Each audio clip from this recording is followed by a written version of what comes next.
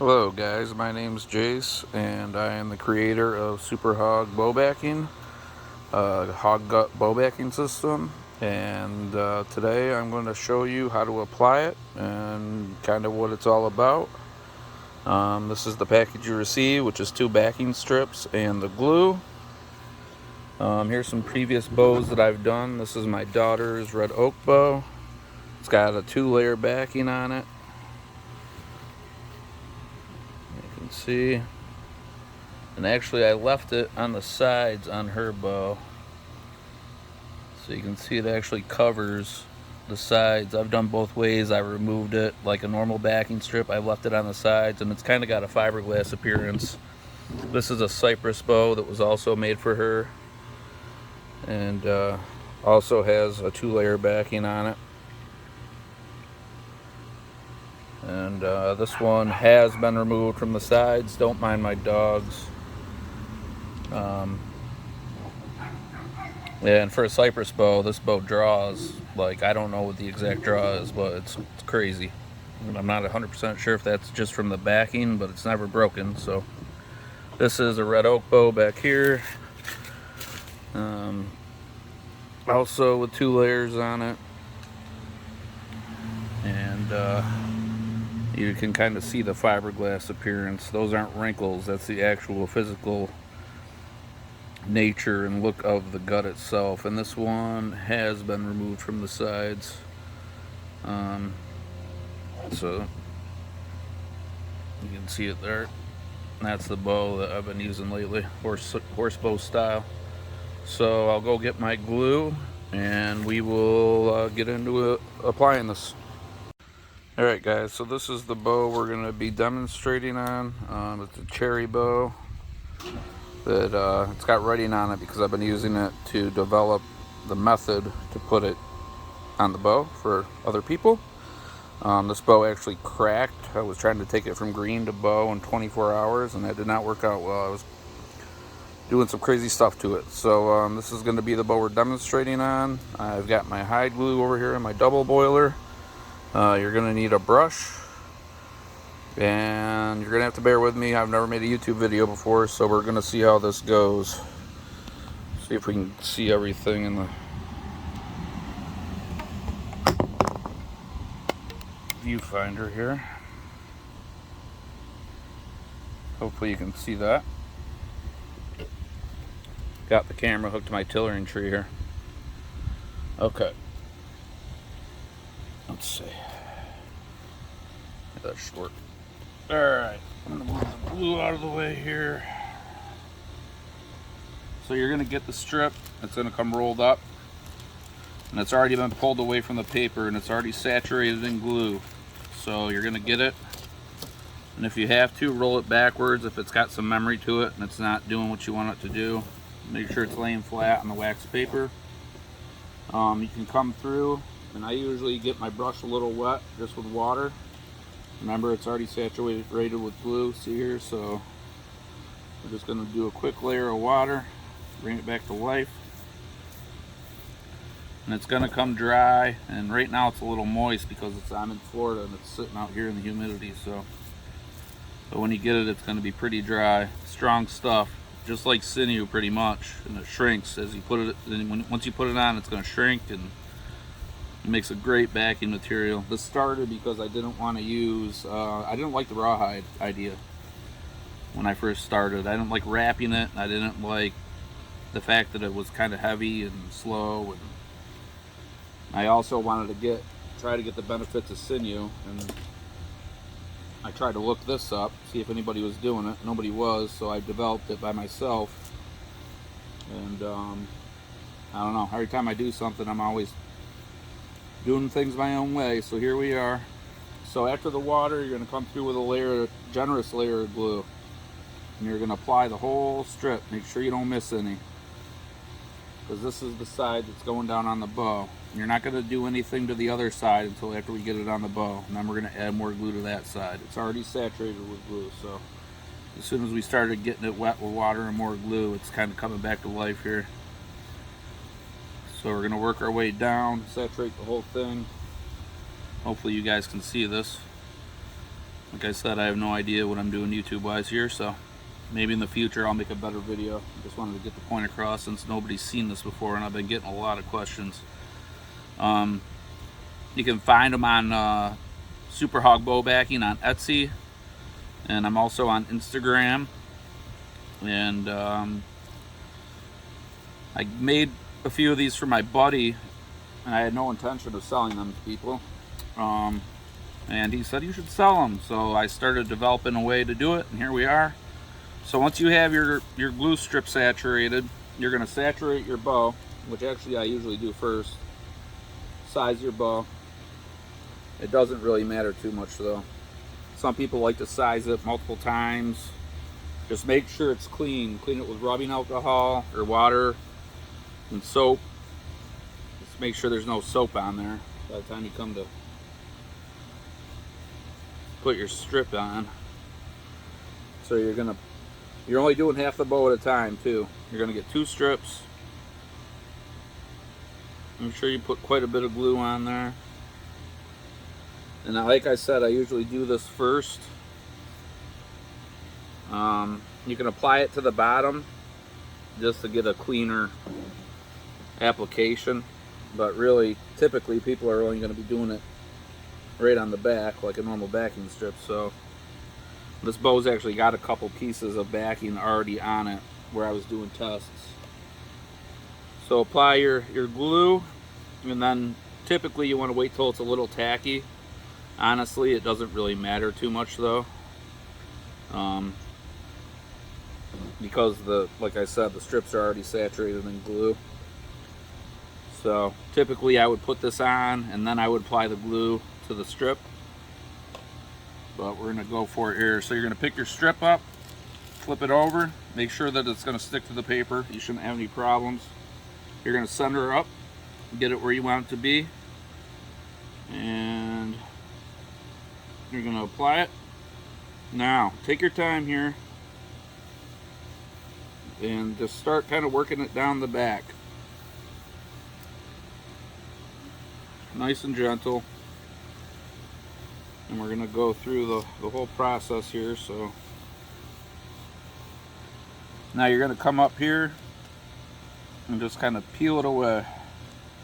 And it's going to flop right off of there. Just peel it down and let it hang on the sides. Don't worry if anything gets bunched up, you can just re-stretch it back out. Typically when you get to this part, you just pull it off. And there you go, you're on. Just let it hang down. Now you're gonna wet your fingers. Get it with, I usually do, well first we're gonna put a strip of glue down the back here.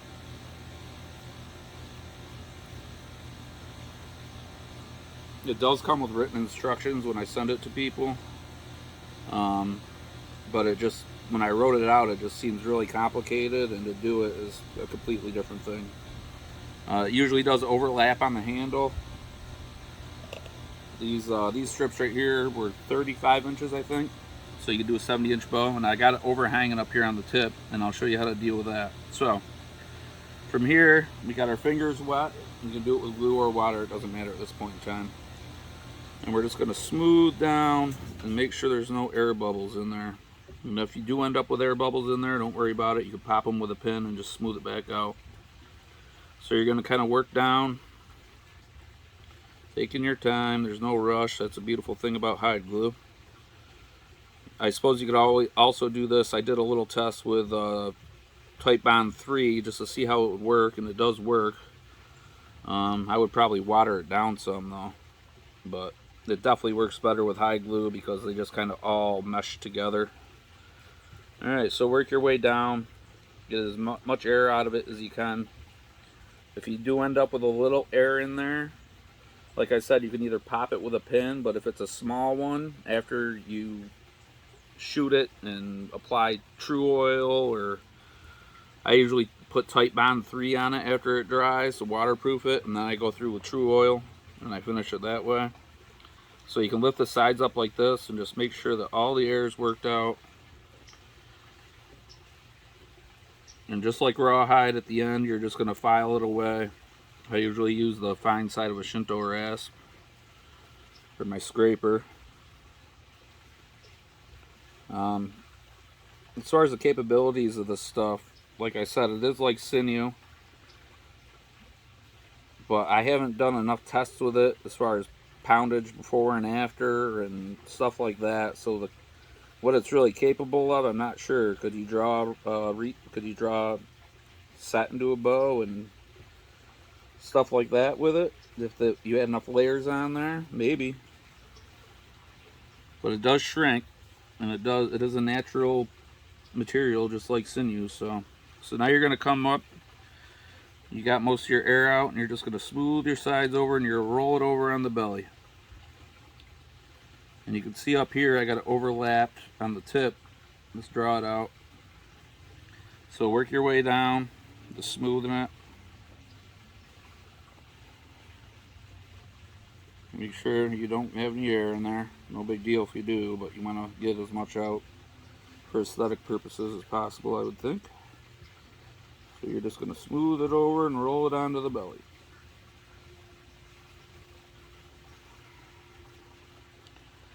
Alright, so we're going to come to the other side. Same thing, make sure there's no air in there. If anybody has any questions, and I can actually figure out how to get this onto YouTube, leave them down below and I'll try to answer them. Since this is brand new and nobody else is doing it, I'm sure there's going to be a bunch. And obviously I created it, but as far as the capabilities, now up here at the tip, you can just roll it over. If you wanted to, you could trim it first, so you don't have to roll it over like this, but this is usually what I've done in the past, and I just roll it over and then I twist. Just put like a wick. And then depending on your bow, you might overlap a little bit down here too. So just work your way back down, just like the other side. Make sure there's no air in there. Smooth it out. And just lay it over on the belly. It doesn't have to be drawn super tight, because like I said, just like sinew, it's going to shrink. Just be gentle with it. Smooth it out, because you don't want to mess your placement up at this point in time. Smooth it out on the belly.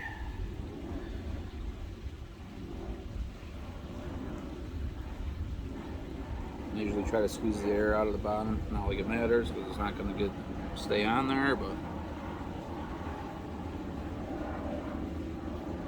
it's like things to be the way they're supposed to be. Now, as this is drying, if you do end up with an air hole, it's going to shrink. So if you do end up with an air pocket, poke it with a pin, and it's going to shrink in and seal that hole up. Or even if you wanted to, at this point in time, if you had a big air bubble, you could pull it back away from the belly and smooth it out. But just be calm and take your time. First time I did this, I was all anxious, like a lot of people are when they do something new. But it's super easy.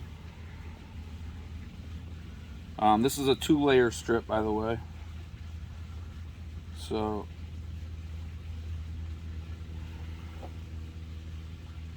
you can see right here, well, you probably can't see, but there's a little air bubble. So I'll peel this back and smooth that out.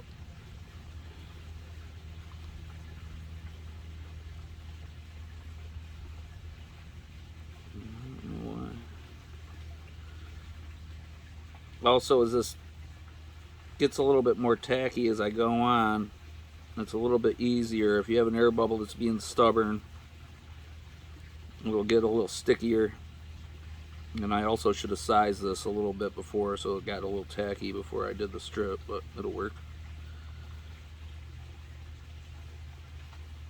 And this air bubble's being really, oh, it's not even an air bubble, it's a piece of the gut. The gut has got these like strands in it, like fiberglass. And I'll show you here in a minute what it looks like up close. So that's it. This sits for an hour or two until it's dry to the touch. And you're going to want to keep an eye on it as it dries, so you can poke the air bubbles and whatnot if you have to. But tiny air bubbles, like I said, don't really matter. And you can probably, at this point in time, smooth them all over to the side. If you have to, re-wet your fingers. if you're getting sticky.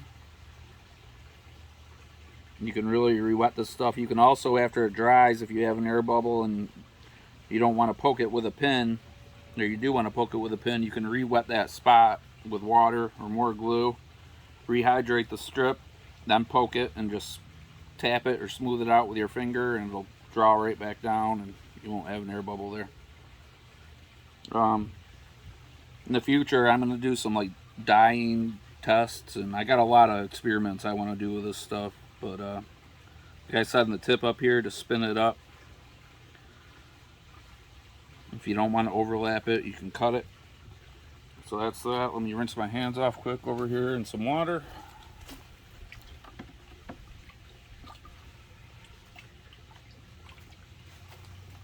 And I'll take you in for a little close-up of what it looks like.